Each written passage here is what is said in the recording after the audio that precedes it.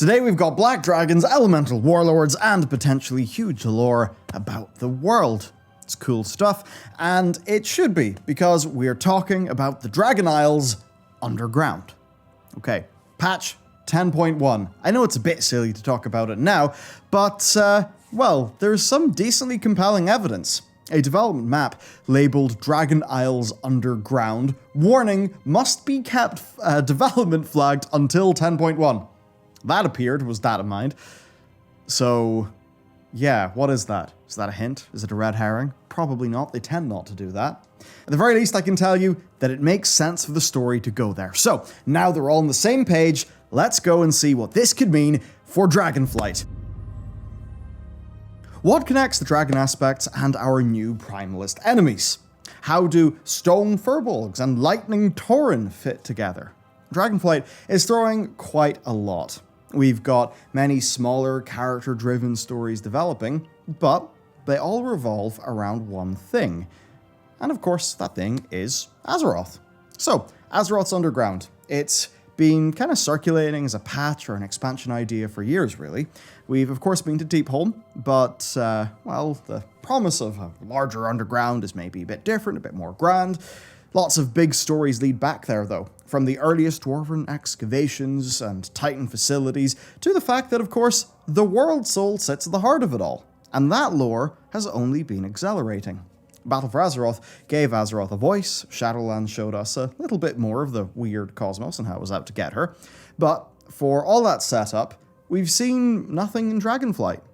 And I'm sure we're all happy to have a break from that big cosmic stuff. I certainly am. But they're still going to have to land these ideas in Dragonflight. And so far, they're doing a great job of actually keeping that firmly grounded. Of course, much of this is about defending Azeroth, and of course that is the charge of the Dragonflights, and really that's the power that they want to reclaim so that they can actually do that job. And it's all going back to legacy and origin, and there's no better place to discover that than underground. We're going to see why. Just like Dragonflight's story, we're going to keep it grounded in the cool stuff first, and we'll get a bit more weird and wacky later. So, two big stories are heading underground, and they are both linking back to, of course, Neltharion. First, we've got the Black Dragonflight, and they are back in a really big way. There's actually more of them alive than we thought, but they're kind of still on the ropes. So, Sabellian, or, as you may remember him, Baron Sabellian, along with a group of black dragons, have actually been on Outland since the Second War. And seemingly like all dragons, they must have heard that call for the Isles and returned to Azeroth. Wrathion actually had no idea that they even existed. So, when we get to the Awakening Shore, and it's all about power returning to the land, Wrathion is fairly confident that he is going to become the new Earth Warder. But there are no more black dragons left to have a flight. But regardless, he does have some hope. The first mission is to regain his flight's seat of power, Nethalris. It's been taken over by Jaredine, and even outnumbered, Wrathion wants to storm the place. That's when the unexpected company arrives. Black dragons, it's Sabellian, and he of course has no time for Wrathion's pretensions, calling him little brother. In fact, it's more Sabellian's birthright to become Aspect anyway. The politics here is actually really fun, and I can't wait to see it all play out in context, but ultimately, the question of who becomes Aspect is left unanswered. Well, we don't know. I mean, the players get a rep bar for each of them. Wrathion and Sabellian, then, are both in search of their birthright and legacy. Now, they have the flight seat of power, and a newly discovered clutch of black dragon eggs, so their next step will be searching the deep places of the earth for Neltharion's legacy and their next aspect. The resurgence of elemental energy is awakening old threats. In the Forbidden Reach, we will find Primalist Kurog Grimtotem convincing Protodrakes that the aspects actually lied to them. That power was not gained through the Titans, but instead elements. He is an agent of the primal incarnate Razageth the Storm Eater. Now, she is held in the Froststone Vault, guarded by the Ebon Scales, an elite unit of hostile Drakthir. They believe they were basically thrown away like broken playthings and are done taking orders. The Ebon Scale rebranded to the Sundered Flame, and they struck out on their own. What's important here is again legacy and origin, so the Drakthir don't have a master to command them anymore. Deathwing's gone, so they're free to pick their own destiny. Some join the Aspects, some the Primalists. But they're all going to wonder about their origins. What happened in the lead up to their creation? What was Neltharion thinking? These are all things we're going to discover in Dragonflight, so again, we must search those hidden places.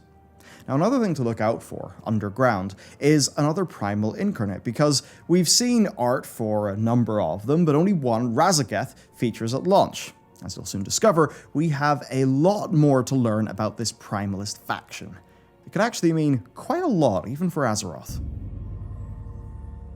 Deep in the forest of the Azure Span, the long-settled Furbolg clans are splintering into factions. There's infighting, Furbolg killing Furbolg. They also attack the other races in the span, like the Tuskar. Now, Gars of the Rustpine looks desperately for help. He says Furbolgs do terrible things, have become worse things. His clan has been split by a civil war, and one faction has the upper hand, and they are the ones who accepted the corrupting power of the Primalists. They've given themselves to the elements and become primal themselves. But something is wrong. There's a disconnect here in what we're being told here about elemental energy being from Azeroth, and then it being framed as being evil. That's a bit odd. In Folk and Fairy Tales, we have two stories about Azeroth. In Eyes of the Earth Mother, a Tauren story, we're told that Azeroth created and named the elements. They were her first children. Over time, those elements developed into various races.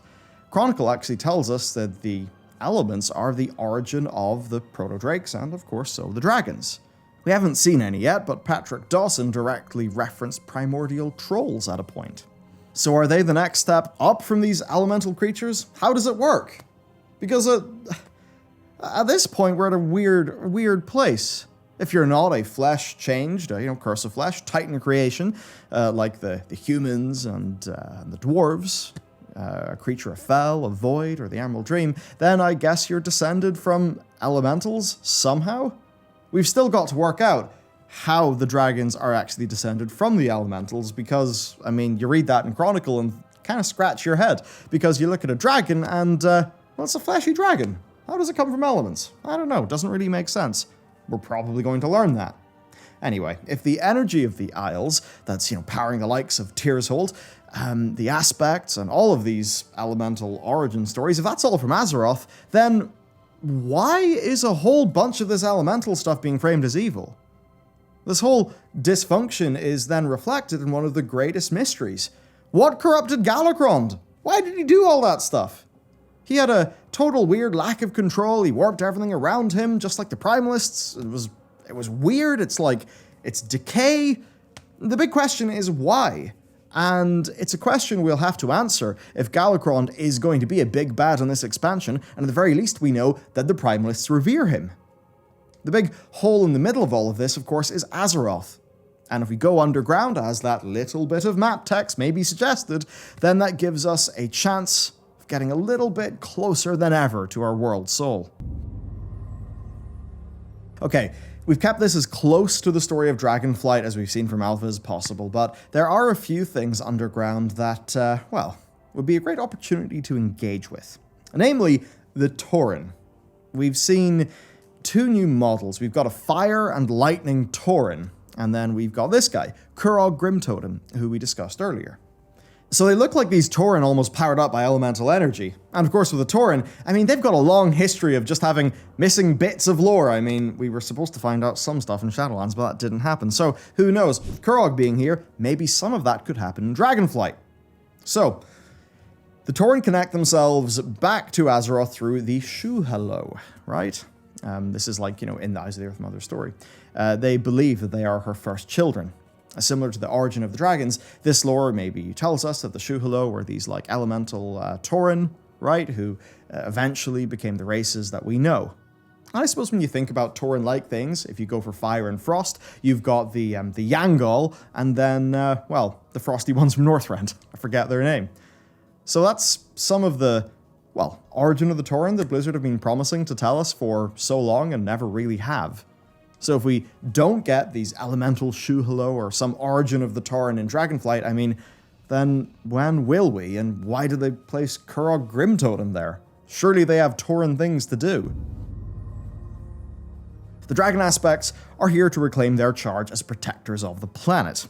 But that job is a little bit different than it was at the end of Cataclysm, because since then, Sargeras is no longer the biggest threat. We've discovered Azeroth, and then we got to go to the afterlife and find the engines of creation. Oh, and it had the same Azeroth-colored energy running through it. We've discovered so much about our world soul, and it just keeps on getting bigger and bigger and weirder. Now, I think in this expansion it's time for us to just get to the bottom of all of this and work out what really is making Azeroth tick. What is this elemental stuff? How does any of this make sense? What does the cosmology chart mean? Because actually the cosmology chart, like the little symbol from it's been spotted in this expansion. And to be honest, there's no better candidate expansion to do that in a way that actually feels reasonably grounded in sort of Azerothian Warcrafty stuff than Dragonflight. And I guess some form of underground patch is going to happen, and I mean, hey, we have a whole bunch of questions. They all seem to eventually tie back to some elemental bizarreness. So I guess what more sensible way to deal with that than in this underground patch that appeared? I think, anyway. So let me know what you think. And of course, that's it for today's video. I'll see you next time.